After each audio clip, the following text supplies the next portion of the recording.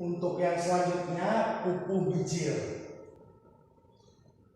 Mesak ngapung putra sang arimbi jeung mega geus awor beuki lila beuki luhur bae larak lirik ningali ka bumi ningali sang rai Pangeran Bimayu ditinggalan ka gunung ka pasir ka jolo ganggong tapi weleh teu kapanggih bae Gatot Kaca Sumelang Panggali welas kakang rai kurama ditundung gandrung-gandrung putra Judipati